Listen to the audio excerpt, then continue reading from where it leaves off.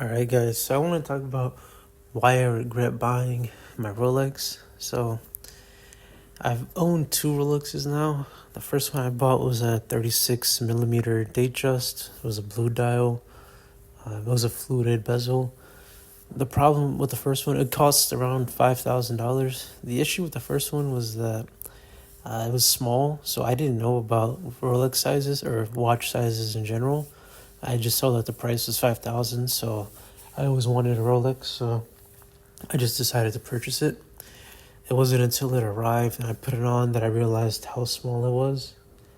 And I owned that for like 6 months, but I just kind of regretted that first purchase because of the size of the watch. And the dial was nice, and it was a Jubilee band, so the watch looked good. It's just that it was small, so it was like no one really noticed that you were even wearing a Rolex because of how small it was, and the fluted bezel was so. 你少骗我啦！你都能买得起这么好的表了，怎么可能 barely see it. And I sold that 36 Datejust and purchased a 41 millimeter Datejust. It was the Oyster band with the black dial, fluted bezel.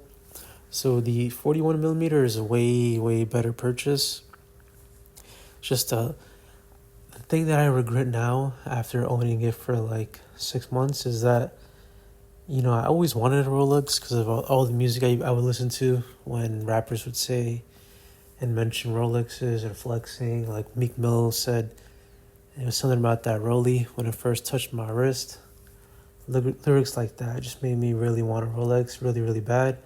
So, I put in the work, finally purchased one. The black dial one, 41 millimeter, cost like around $10,000. So, it's a big purchase. And I really wanted one. It was mostly just a flex. But, after now 6 months of owning it, I kind of don't care about it as much. And I barely wear it. So, as time goes on, I kind of realized that I kind of regret buying the watch because it's no value. I mean, at first there's value because then people can see you in the Rolex. You'll get compliments, especially if you get the bigger watch, the 41 millimeter. Because the bezel is. Make sure you get a fluted bezel as well. That gets more compliments, and people notice that more compared to the 36 millimeter.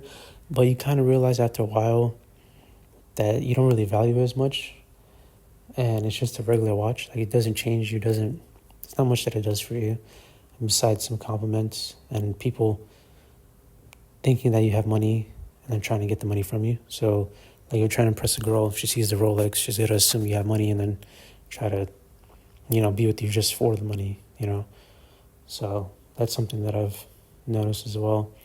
And another thing, that capital that you spent on the watch could have been used for anything else. It could have been used for investing in the market, crypto, investing, in a YouTube channel, buying a vehicle, donating it.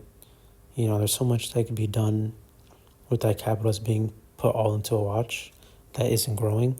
So all that money I put into that Rolex, if anything, it's going to go down in value because there's very few watches that actually go up in value. And those are only special pieces. But when you have an entry piece, like the Datejust, they're going to keep making more and more. So there's low chances that it'll ever go, up in value unless something crazy happens in the watch market, like, COVID.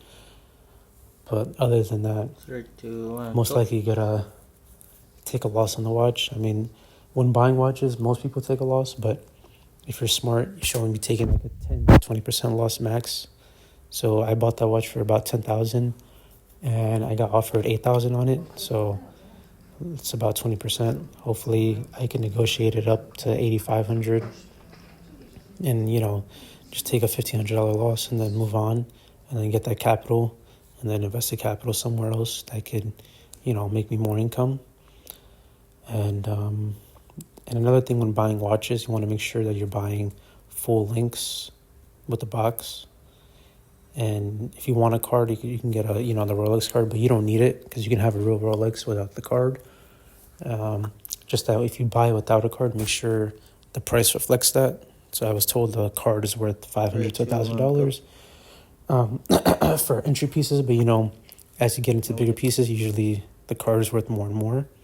So just make sure you're being diligent and you're researching the price before buying a watch. Make sure you're going to different dealers. Make sure the dealer's reputable. Make sure the watch is real. And another thing with the watch is there's nothing wrong with buying a fake watch as long as you have the capital to buy the real one if you ever wanted to. So, for example, it wouldn't make sense to buy a $50,000 fake watch, because if you're buying a $50,000 fake watch and then you're driving like a Honda or a Toyota that's worth only, 5,000-10,000, people are going to be like, oh, that's for sure fake, even if it's not a fake, just your lifestyle doesn't match. So I would just say whatever watch you buy, even if it's a fake one, just make sure the real value of that watch, if it was a real one, would match your lifestyle, because you don't want to be buying, like, let's say a $100,000 watch and your lifestyle doesn't match that. It just, it kind of makes you look phony.